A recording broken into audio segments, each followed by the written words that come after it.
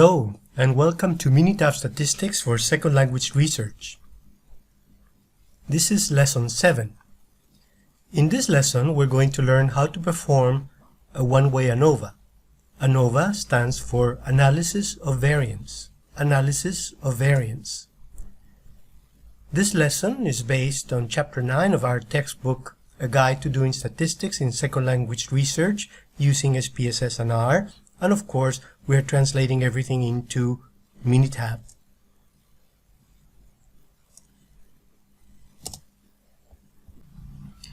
In the previous lesson, we learned how to compare two means. Now in this lesson, we will learn to compare three means. We're going to have three different groups. When we put these groups together, we are going to get a mean for the three groups. And there are two things we can do in order to compare the three groups. One, we can measure the distance from each mean to the general mean. So we can see there that group 3 is far away from the mean. So the mean of x3 is far away from the general mean. 2 is closer, and then x1 is exactly in the middle. This is one way that we can measure the variance in this case. The second way is we can measure how much each group varies inside themselves. So when we do an analysis of variance, we have to keep in mind that this is a variability ratio. In other words, we are comparing the variation between the groups or among the groups, and we are comparing the variation within the groups. So here, what we do then is we divide what we might call the overall mean by the internal spread. Now, the overall mean, remember, is going to be the distance from each group, the mean for each group, to the overall mean. This is going to be the distance from the overall mean. And the other might be the denominator. In this case is what we call the internal spread. So this is how much each group varies. So notice then that what we are doing here in ANOVA is basically we're taking a ratio of the variance between or among groups and the variance within groups. Since we're getting a ratio, the ratio is going to depend mainly on the variance in between the groups or among the groups. So if the variance among the groups is large, we're going to reject the null hypothesis. And the null hypothesis in this case is going to be that all the means are equal. All the means are equal or statistically equal. If we get similar variance with the between groups and within the groups, then we will fail to reject the H0. And then if we get a large denominator or a large variance within the groups, then we will also fail to reject the null hypothesis. We will see how this works when we look at an example in particular. Now the formulas, I just will get you through them, but the program is going to calculate them for you. So here then we have for the between group, basically we have to calculate what we call the sum of the squares of the columns. So this is SSC here, the sum of the square of the columns. And then we need to take the mean, and in order to take the mean, we have to divide the score that we get for the sum of the squares by the degrees of freedom. And in this case, the degrees of freedom is going to be determined by the number of columns minus 1. Then we need to take the within score. Again, we're going to do the sum of the squares of the error. So this is the SSE, sum of the square of the error. And then we're going to take the mean. And to take the mean, we take the sum of the squares of the error and we subtract. We take the divided that by the degrees of freedom. And the degrees of freedom is going to be the number of total observations minus the number of columns or treatments. And then we also have the total sum of the squares. Now, here we are trying to get an f value. So f is going to be the result of our ANOVA. And basically, this is going to be the ratio between the mean of the square of the between group divided by the mean of the square of the error. And then the way we report this, we say we got an f value, which here we're representing ABC, but we need to also include the 2 degrees of freedom. So the degrees of freedom for the between group and the degrees of freedom for the within group. We will see how this works in a second. Here are the formulas. So for the between group, what we do is we take the number of the sample, and then what we do is we take the average of each sample, and we subtract the general average, the general mean, and we square that, and that is going to give us then the score for the between treatment. And in order to determine the mean for that, we take that score and we divide that by k minus 1. And then that's going to go into the numerator. To calculate the error, what we do is then we take each value, and then for each value we subtract the mean for that particular group, and then we add all those groups, and then we square them. For the degrees of freedom, then we're going to take n minus k. K in this case is going to be the number of groups that we have. And then we calculate the mean of the square of the errors, and then what we do is then we take that score that we just got before, and then we're going to divide that by n minus k. And then to calculate f, we basically get the ratio between the mean of the squares and the mean of the square of the errors. Now for this lesson, we're going to take Ellis and Yuan 2004, where they are studying the effect of planning on writing. Now here they had 3 groups. One group is called the no planning group, and this group basically was given 17 minutes to write 200 words with no planning. There was another group that had what they call a pre-task planning, and they had 10 minutes to plan and then 17 minutes to write 200 words.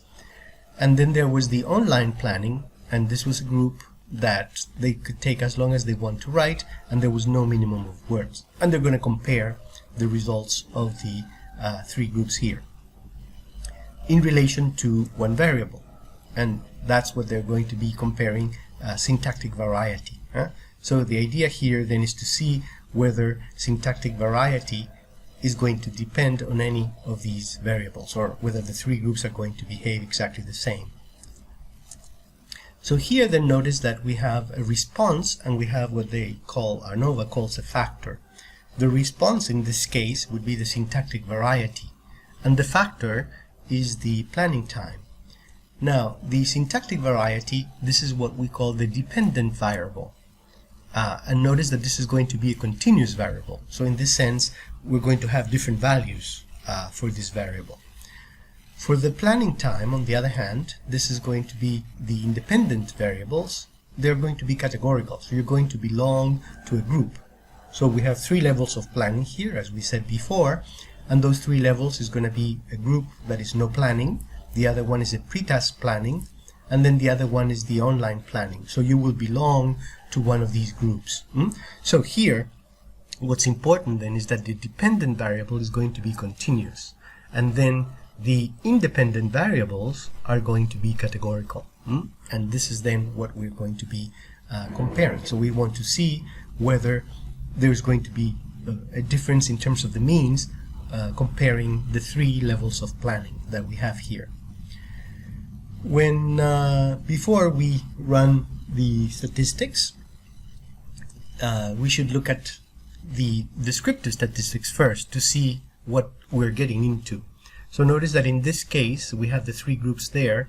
One group has a mean of 1621, the other one has a mean of 2207, and the other one has a mean of 18.86 more or less. So we can see that they are pretty close, although the pre-task planning group seems to have a higher mean. The question is this going to be a statistically significant difference? when you report your descriptive statistics, you should include this information. So you should have the number of samples, the mean, the standard deviation, and the confidence interval, the 95% confidence interval.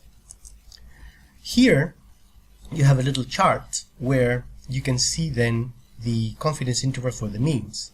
So you can see that pretty much the one in the middle, the pre-task planning group, is way up compared to the other two. Now, the question is going to be then, are these three groups comparable, or is one of them going rogue in that sense? Now, when we get the ANOVA results, we're going to be getting here what ANOVA calls factor and error. Now, remember that factor is what we were calling before the between groups, and error is what we were calling the within groups before. Now, here then, what is interesting to us is basically the F value and the P value. Now, notice here that you have the adjusted sum of the squares. Okay, so here we have the adjusted sum of the square, and then here we have the mean of those squares. Okay, now to calculate the mean of the squares, notice that basically all we do is we take the adjusted sum of the squares and we divide by the degrees of freedom. And that applies both to the between groups and the within groups. So we take this number and then we divide by the degrees of freedom. Once we have this number, then what we do is we calculate the ratio of the between group with the within group, and this is going to give us then an F value. And then the F value is going to be used to determine a P value. Now, in this case, the P value is 0.001, which is smaller than 0.05. Always we compare to 0.05. So here then, remember, P is low, H null must go. So in this case, our H null was all the means are equal, but H null must go. So that means that at least one mean is different. Okay, so this is what our p-value is showing here, that at least one means is different. Now we can use the f-value to see whether this is going to be in the reject area or in the do not reject area. So here we have now an f-curve. Notice that this curve is very different from the normal curve that we discussed before and the t-curves that we discussed in the previous lesson. Here, this is an f-curve, and in this f-curve, we have found our critical f, basically considering the degrees of freedom of the numerator and the degrees of freedom of the denominator. Now, in this case, the critical f was 3.238. That's our critical f. When we ran the test, we got an f of 9.05. Now notice that this is going to be then in the reject area. So if we use the f value and we compare the f value with the critical f value, we're going to see then that we are going to be in the reject area, so we're going to reject the null hypothesis. And in this case, the null hypothesis is that all the means are equal. So here we conclude that all the means are not equal, or we conclude that at least one of the means is going to be different. So the question then is going to become which one is different. And for this we're going to use what is called the Tukey method, or the Tukey test. And here you will see the results. You can see then it says means that do not share a letter are significantly different.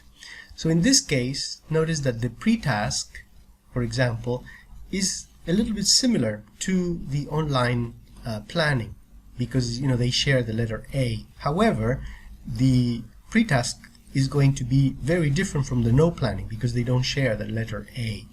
On the other hand, the online planning is going to have some relation with that, with the no planning group. We can also see that here in the charts. Okay, notice that here, for example, the pre-task planning with the no planning have no connection. And notice here the little note at the end. It says if an interval does not contain 0, the corresponding means are significantly different. So in this case, the pre-task planning and the no planning group are significantly different. Here we're comparing in the second one, the middle one, the online planning with the no planning. Notice that they go through 0. If you go through 0, that means that they're not different. And then the online planning with the pre-task planning, notice that here they do go through 0, so they're really not that different. Basically, this is replicating the results that we saw with the A and B in the previous chart. Here then we also get the results for the Tucky test, and basically what it does, it takes the difference that we got here, so the difference between the mean, so in this case for the when we compare the pre-task planning with the no planning, the difference is 586, and we can see that the p-value here is significant. Therefore, this is going to be a significant difference. When we take the difference between the online group and the no planning group, we got a 0.147. Notice that this is a high p-value. It's higher than 0.05. Therefore, here we see that they're going to be p is high. That means the null can fly. So that means that they're going to be equal, statistically speaking. The same applies when we compare the online planning with the pre-task planning. We got a 0.06, which is higher than 0.05. P is high, the null can fly, so the null applies, so that means that the two means are going to be statistically equal. And also we're going to be getting a model summary which explains what percentage of the variation our model can explain, and in this case we get a rather low score. We get a 31.70%, which is pretty low. Okay, so I guess we're ready now to run our ANOVA in Minitab. Let's go to Minitab. Okay, so here we are now in Minitab, and we have opened the Ellis and Yuan 2004. As you can see, we have two columns. We have a column for group, that's C1, and we have another column for syntactic variety. Notice that the dependent variable is going to be the syntactic variety, while the independent variable is going to be the group. Group is categorical. You belong to a group. So we have one group, as you can see here, group 3 and group 2. So we have 3 groups. Okay. Now here, it's always better to unstack the groups so that we can see them and we can get the scores and run the test separately a little bit easier. So what we're going to do then is we're going to unstack syntactic variety depending on group. So to do that, we go to data and we're going to unstack the columns, and we're going to be unstacking syntactic variety. And the way we're going to unstack syntactic variety, then we're going to use the groups. So we use group, and then we want this after the last column in use. So I repeat, we unstack the data in syntactic variety, and we use the subscripts in group, and we want them after the last column in use. Okay, and we click OK. So here we have unstuck them. Notice that we have group 1, group 2, group 3. Now in this case, since we don't really know what group 1, 2, and 3 mean, I recommend that we rename this. Okay, so this we're going to call syntactic variety, and group 1 was the no planning group. Okay, so we're going to call it syntactic variety no planning. Group 2 is going to be syntactic variety, and in this case, this was the group that did the pre-task planning. Okay, so let's call that PTP. And group 3 again was syntactic variety, and this was the online planning, so let's call that OLP.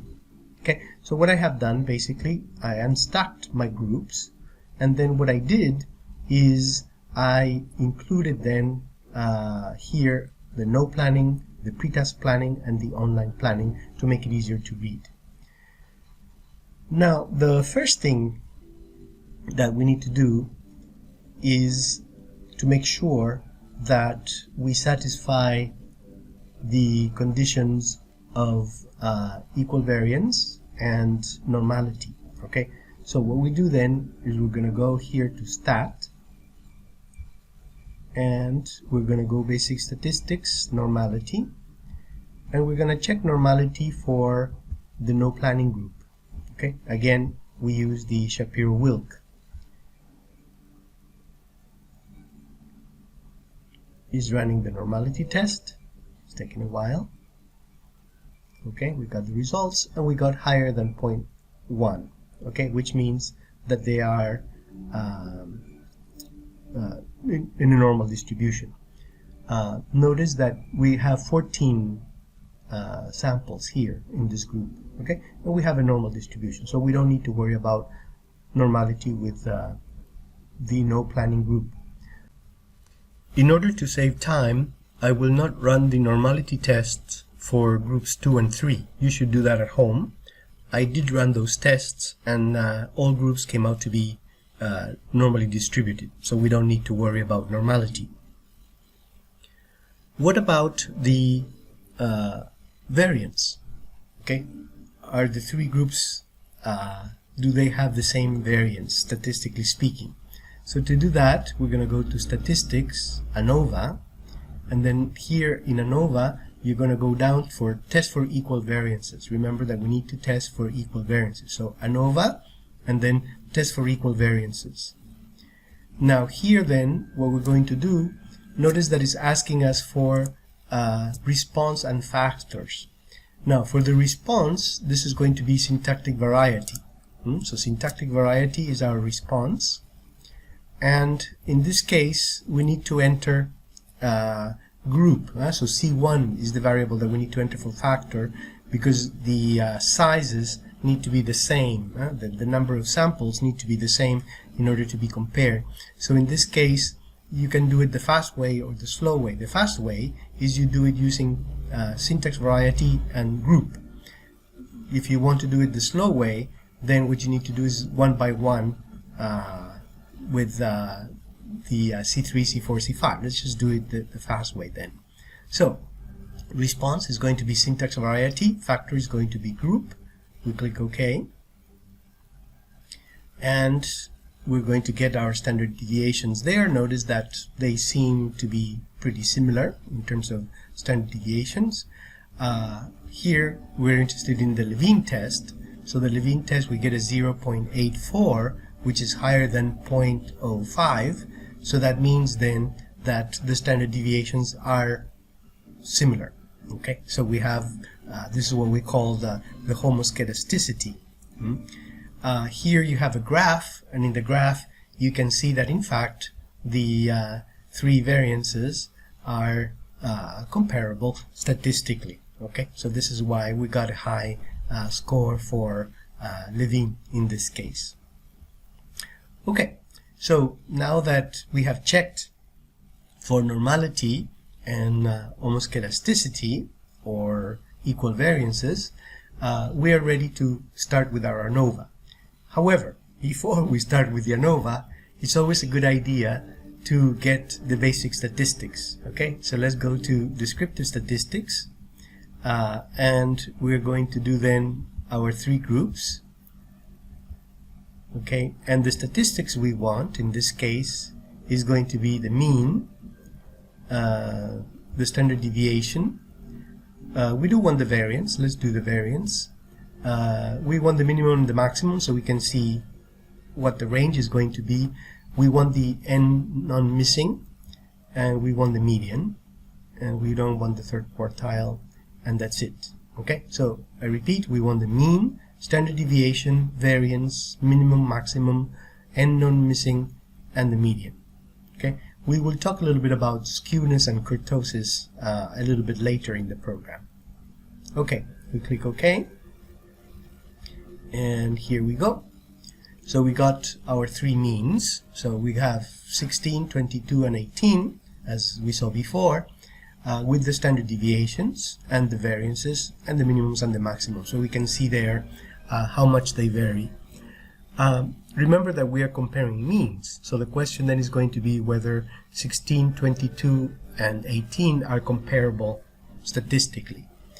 So now we have an idea. So we're a little suspicious about the 22. So the pre-task planning seems to have a very high mean, and the question is going to be whether this is actually significant or not. So now we're ready then to run our ANOVA test. So here we go to statistics, ANOVA. Statistics, ANOVA, one way. Okay. Now here it says response data are in one column for all factors. We're going to go to, they're all in a different factor, so we can use our columns here. So we're going to go with the three groups. Okay. And what we want here for options, let's check options, 95 two-sided, so we're fine. Comparisons, we want to use the Tucky. Remember that the Tucky is the one that is going to allow us to compare the groups. Okay, so make sure that, and then also click here on tests in results. Okay, when we go to results, let's make sure here that we get expanded table, so we get all the information that we can. Okay, so make sure then that you click on the corresponding forms here, and now we click OK, and we are getting our ANOVA results, and we're ready to interpret the ANOVA results. Okay, so let's go. So here it says basically the method, null hypothesis, all the means are equal, alternative hypothesis, not all the means are equal, and we're assuming an alpha of 0.05 as usual. Here we get then the analysis of variance. We get an F value, so we talked about the F value before. In this case, the F value was 905, and that gave us a value of 0.001. P is low. Remember, we're comparing the P value with 0.05. P is low, the null must go. So that means that all means are not equal, which means that at least one mean is going to be different. Here we get the model summary, and we see that we're getting about a 31% explained with this model. Not very high, but that's what we got. Here we have the means, and we have the confidence interval for the means. This needs to be reported because remember, if someone is going to replicate your study, basically they want to see whether their scores are going to fall within the confidence interval that you determined before. Then we get the Tucky comparisons here, and we can see here it says means that do not share a letter are significantly different. So in this case, the pre-task planning and the no planning are significantly different because they don't share a letter. And then notice that the online planning shares both letters. Okay, so the ones that are going to be significantly different are the pre-task planning and the no planning. Now, when we look at the results here, we can see then that that's exactly what we get here with the adjusted p-value. Notice that when we compare the pre-task value with the no planning, we get a very low p-value. P is low, must go, so that means that they're not going to be similar in terms of means. So the means are going to be very different. However, in the other cases, notice that they will be statistically equal. Okay, and we can see here in the chart exactly what the p-values were predicting before. When we have the pre-planning and the no planning, there is no significant difference because they don't go through zero. These here go through zero, so that means that they're not going to be that different, statistically speaking again. Here we have that chart that we saw before in the presentation where we can see that the means for the pre-planning group is going to be way up, and this is why we get that significant difference there. Okay, so that's pretty much the ANOVA test, and you know how to read that. Now, of course, remember that you can always run the assistant for that. So let's go to assistant, hypothesis tests, and here we have one-way ANOVA. So let's click on the one-way ANOVA. They're in separate columns. Yes, we're going to use the separate columns, and in this case we're going to have no planning, pre-planning, online planning 005. Let's click OK, and let's see what our cards are going to say here. So here it says that the difference among the means are significantly different. Okay, that's what we observed before.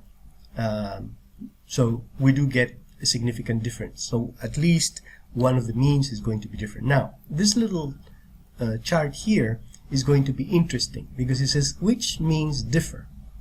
Now, notice that group 1, the no planning, is different from 3. Okay, so this one is different from 3. So the no planning is different from the pre-task planning. Group 2, the online planning, is also different from 3. So they are both different from 3. In other words, 3 is the one that is going to be different from the others. Okay, while the pre-planning group is different from 1 and 2. Okay, so the group 3 is the one that is very different. Okay, so we already have an idea that group 3 is the one that is going to be the odd one. Okay, that's when we apply the Taki.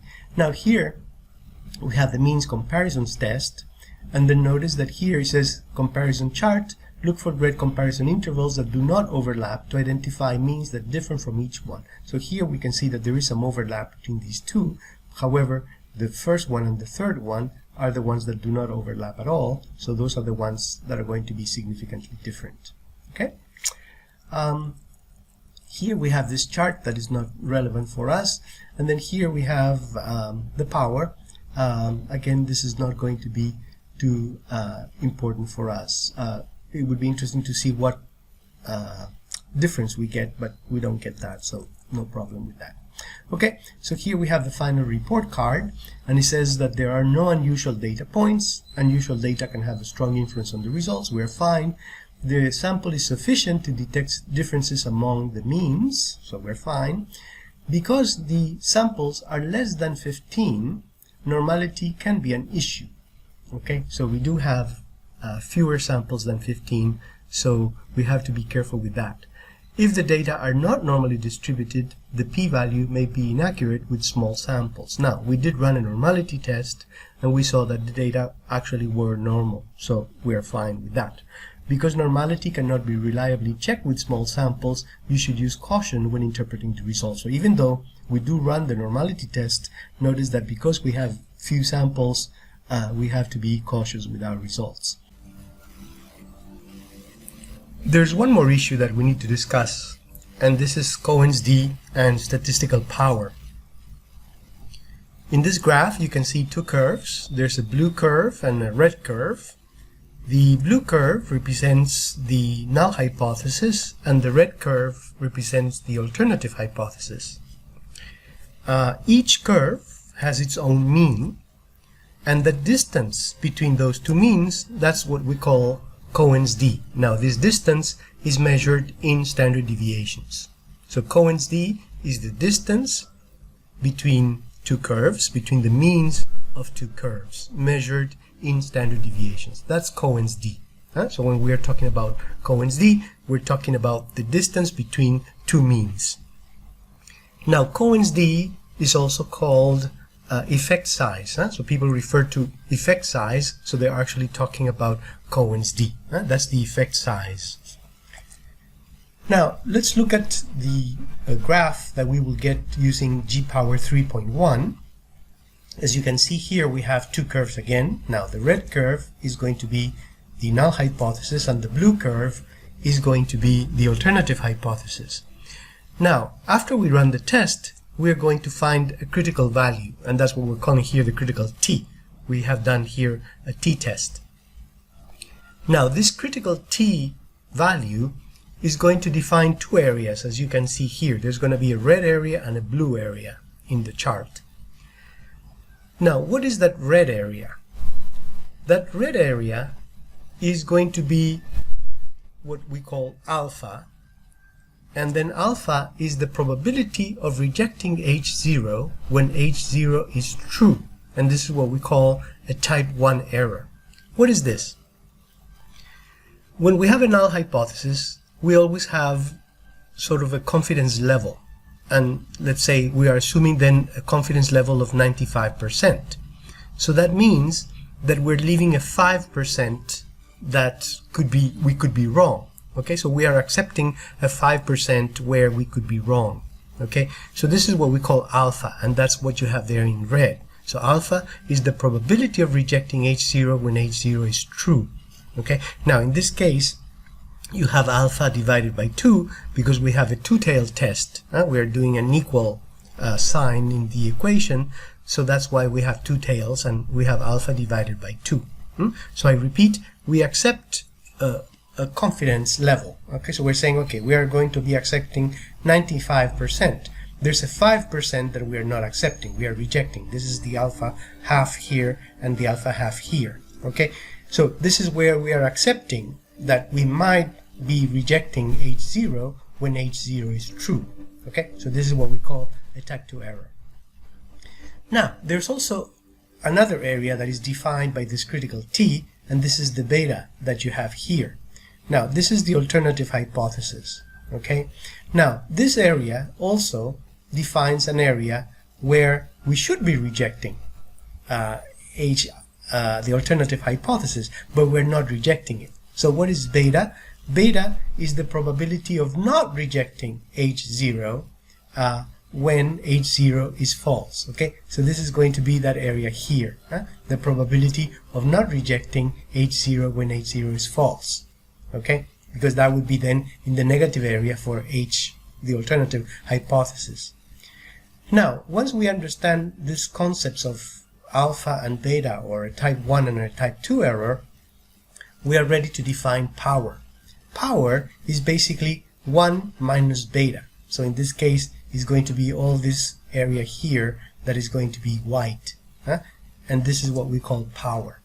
So statistical power then is the probability of rejecting H0 when H0 is false.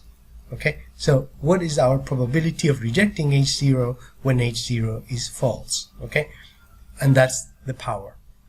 So we have three concepts here that are very important. One is going to be then Cohen's d. Remember, Cohen's d is going to be then the distance between the alternative and the null hypothesis when we measure that in standard deviations. The distance between the means measured in standard deviations, Cohen's d. Then we have this notion of alpha and beta, a type 1 or a type 2 error. Alpha is the probability of rejecting the null hypothesis when the null hypothesis is true. This is the area that you have there in red. And then you have beta, a type 2 error. This is the probability of not rejecting H0 when H0 is false, the area here in blue. And then power is going to be then the probability of rejecting H0 when H0 is false. Okay, so it's all this area in white there under the alternative hypothesis. Okay, now that these concepts are clear, let's go to G power to see how this works. Let's go to G power.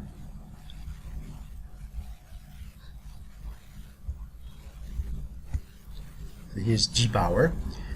I'm sorry I cannot make the window bigger. This is the maximum size I can have for the window. Now here, before you start, you have to make sure that you have the right settings. What we're going to be doing is we're going to be comparing the results of the different tests that we performed there with Minitab. So if you remember here, we had this PTP-NP difference of means, and we're going to see then what the effect size for each one of these tests is. Okay, so that's what we're trying to do with Minitab. Now, before, we have to make sure that we have then the right settings. So here, notice that you have to make sure that you have in where it says test family, you have t-tests, because we're going to be performing a t-test. Now, the statistical test then is going to be, we're going to be comparing means, and we're going to be comparing two independent means. So, statistical test, two independent means. Now, where it says type of power analysis, we are doing in this case a post hoc, because we have already done the experiment and we want to see what the effect size for our experiment and the power is. So we put here post hoc. Okay, and where it says tails, because we are trying to see if two results are similar, we're doing an equal sign. So here we have to do a two-tail test. So I repeat, we need to have a t-test, means, difference between two independent means. We need to have a post hoc, and here we're going to be given alpha. We're going to calculate sample size, effect size, and is also eventually going to give us power. Okay? Once you have the right settings, you're going to click here on determine. Click on determine. And this is going then to open another window here where you have to enter the information. Now, notice that all it's asking you is for the mean and the standard deviation of each group. So for that, we go to your descriptive statistics. Okay, we had that information in descriptive statistics, and we are going to keep that there. Okay, so mean of group 1. So we're going to compare the first group. Now the first group is actually here, so we want the PTP and P. PTP and P. So PTP and P. So let's make the PTP is going to be group 1. So this is going to be 22.071. That was my mean, and the standard deviation for that group was 4.10. 4.10. Now PTP and P. So the second group is going to be the NP. So here the mean was 16.21. 16.21, and the standard deviation for this group was 4.10. 4.10. So once you enter that, so make sure that you have the information straight. So mean of group 1, the standard deviation for group 1. Okay, so here we have 22.071, and then 3. So here, see, we entered this wrong. So that should have been 3.583. Okay, so always make sure that you have the correct information in the right order. So here, mean of group 1, standard deviation for group 1, mean of group 2, so 1621, standard deviation for group 2, 4.110. Okay, once you enter the information here, you click on calculate, and that automatically is going to give you the effect size. So here we have an effect size of 1.5. 1.5. That's the effect size. It's a pretty good effect size. Okay. Once we have the effect size, notice that we need to enter here on the window on the left. So what you do is, it says calculate and transfer to the main window. So we send it to the main window. See, now we have it here in the effect size. So here we have exactly what we want. We have a two-tailed test. We have the effect size. We want an alpha of 0.05, and we have to enter the sample size. So in this case, notice that we have 14 in each sample size. Okay, so again, make sure that you enter the correct information here. Okay, so here we got on the right, we got the effect size. The effect size then gets transferred to this window, and then make sure that you have the correct number of sample size in this case. We click calculate, and we get our curve. Okay, so notice that here we have then the null hypothesis. The blue is going to be the alternative hypothesis. Notice that we have an alpha, so this is the probability.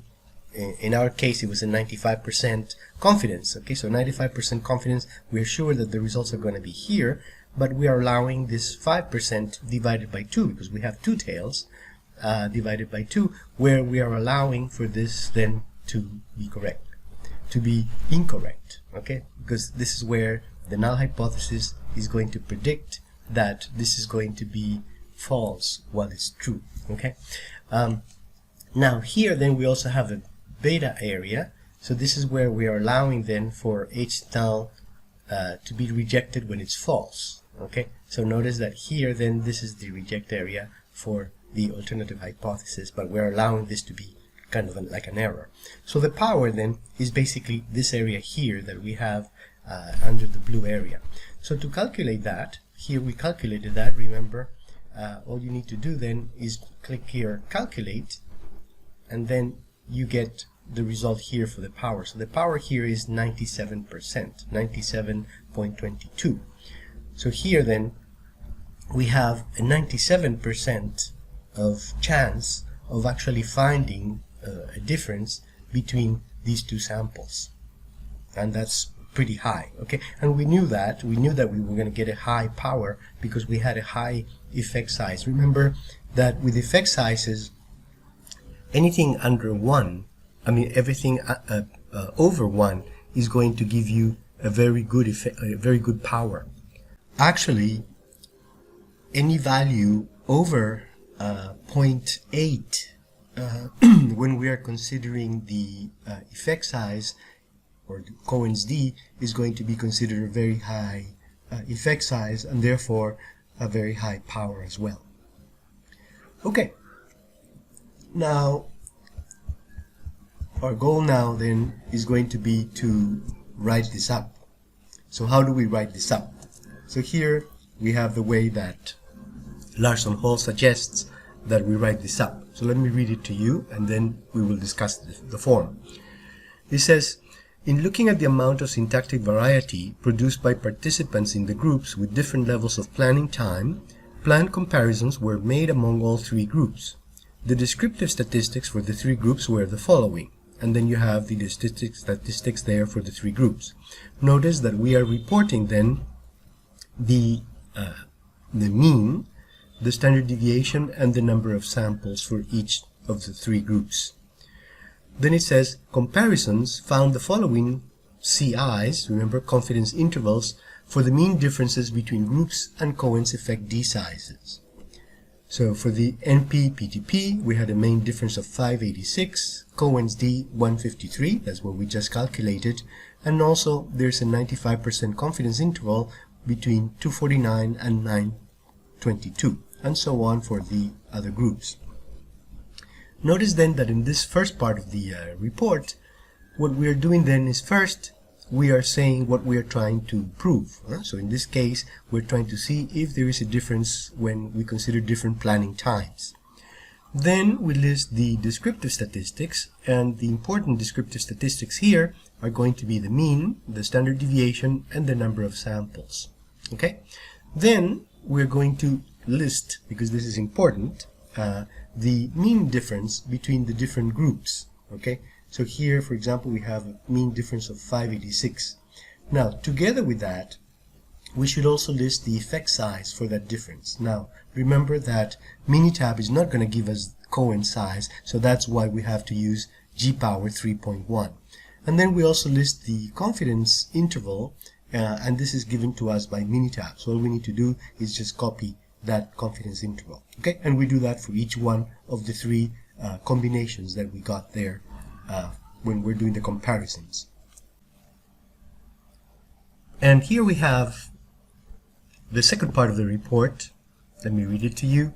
We can see that all the CIs, the confidence intervals for the mean differences between groups, are large, but the comparison NP-PTP, NP, no planning, PTP, the pre-task planning, produced the CI, the confidence interval, furthest from 0, indicating the strongest effect. The largest effect size for PTP is with D 1.53. This is what we just calculated. We conclude that amount of planning had a noticeable effect on the amount of syntactic variety produced in writing, with PTP producing the largest amount of syntactic variety.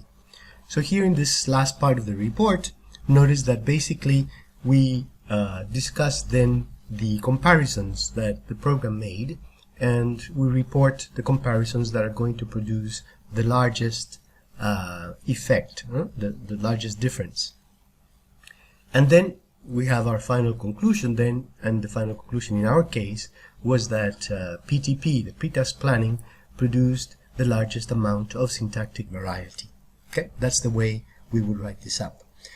Before we conclude with our lesson for today, let me comment on an important point here. Notice that when we do modern statistics, we don't list p-values anymore. You don't see any p-values here anymore. And notice that there's no mention of power either. Okay, that belongs to the old statistics. So what is going to be important and relevant when you report using modern statistics is basically going to be this confidence interval. Okay, you can still do the effect size, but the confidence interval includes all that information. Right now, the field of language acquisition is in this transition of moving from the old statistics to the new statistics, and scholars like Larson Hall, for example, are pushing the field towards going to a more modern version of statistics. Okay, so notice that that's why power is not listed here. We do list Cohen's d as a remnant of the old system, but what's important here is this mean difference and, of course, the confidence intervals. That's going to be crucial. Okay, so now we're done with the lesson. We're ready for the summary. So what did we learn in this lesson? Well, we learned how to perform an ANOVA test, and we also learned how to read an ANOVA table. What's going to be crucial then for our experiment is basically how to read the f value and the p value. Now, in this case, the p-value is a very low p-value, 0.001, lower than 0.05, which means then that at least one means is different. That was our conclusion of the ANOVA test.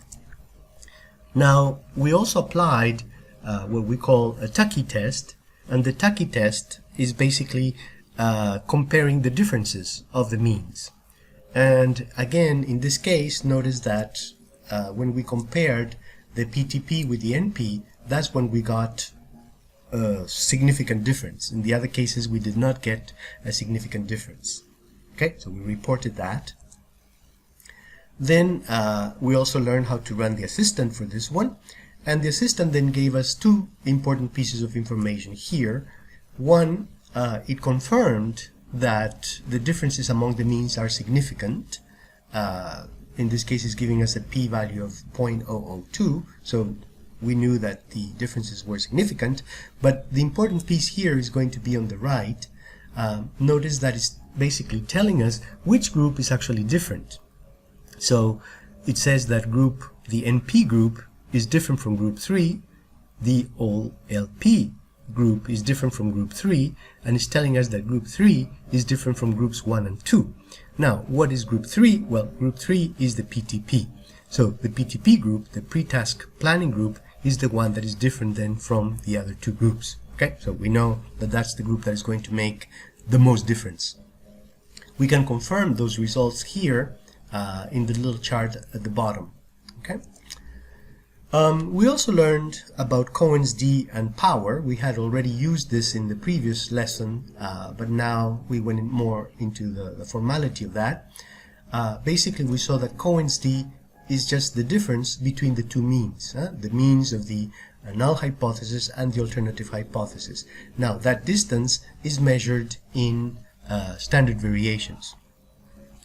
Any value that is going to be higher than 0.8 is considered a high effect size, and then notice that if you get any value higher than 1, you're going to get a very high power. Okay. We also talked about power, and to do that we had to delve a little bit into what we mean by a type 1 and a type 2 error. And once we define our critical t-value, as you can see here at the top of the screen, we basically define two areas, both within the null hypothesis and the alternative hypothesis.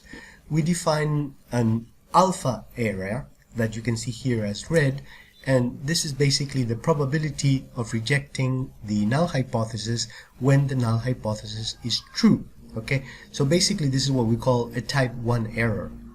This is the probability that we are allowing ourselves to be wrong in a way. Okay, why are we going to be wrong? Because here we are saying, okay, this is where we are going to reject the null hypothesis when the null hypothesis is true. Now, as you can see, 95% of confidence is pretty high, so typically we work with this margin of error here.